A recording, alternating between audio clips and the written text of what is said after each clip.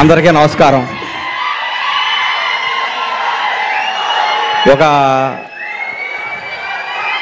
7-8 సంవత్సరాల తర్వాత నాకు కిక్కినిచ్చిన సినిమా ఈ లిటిల్ హార్ట్స్.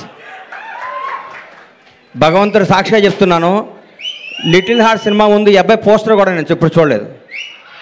ఈ అబ్బాయి ఇట్లా యూట్యూబ్ తిప్పుతుంటే మా అమ్మ నాన్న తిరుపతి తీసుకెళ్ళాలనుకుంటే నాకు పెద్ద టూరు, అట్లాంటి ఫారెన్ తీసుకెళ్ళడం కానీ ఆగిపోయాను.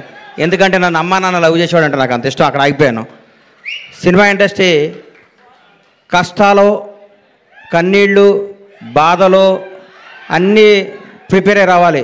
ఎవరో కొన్ని 100 కోట్లకు ఒక ఆయన ఉంటాడు, ఒక స్టార్ కామెడీ కొడుకుగా పుడతాడు, ఒక మెగాస్టార్గా బామ్మర్తిగా ఉంటాడు, ఒక ఐకాన్ స్టార్కి తండ్రిగా ఉంటాడు. అట్లా ఒక 100 కోట్ల కూడా ఉంటాడు. అందరూ అట్లా ఉండలేరు, మన అందరూ కష్టపడాల్సిందే తప్పదు.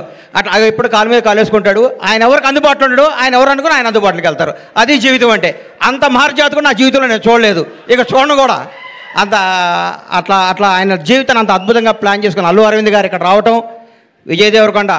విజయ్ గురించి ఒక మాట చెప్పాలి, వీళ్ళ ఫాదరు నేను రూమ్మేట్స్మి. ఒక 3 రోజులు మిస్ అయ్యాడు.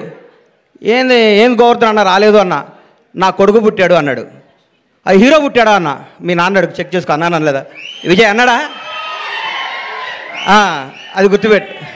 నా జీవితంతో నేను ఏదైనా అంటే అవుద్ది, నాకు అబక్కన అట్లా వస్తుంది. నేను అంత ఎమోషనల్ పర్సన్ని. ఈ లిటిల్ హార్ట్స్ గురించి మాట్లాడతా. సరే, ఓజీ గురించి చెప్తాను ఒక నిమిషం. ఈ భారతదేశంలో ఉన్న కొంత కోట్ల మంది అభిమానులు, నేను ఒక అభిమాని. తిరుపతి దేవుడికి రోజుకు 1,00,000 మంది భక్తులు వచ్చి వెళ్తూ ఉంటారు. ఆ 1,00,000 మంది భక్తుల్లో కూడా నేను ఒకడిని. నేను ఒక్కడనే భక్తుడిని కాదు, నాలాంటి కోట్ల మంది భక్తుల్లో నేను ఒకడిని. మీలాగా నేను పూజిస్తాను, మీలాగా నేను ప్రేమిస్తాను. నేను మీలో ఒకడిని, మీకంటే నాకు ఎక్కువ క్వాలిఫికేషన్ లేదు.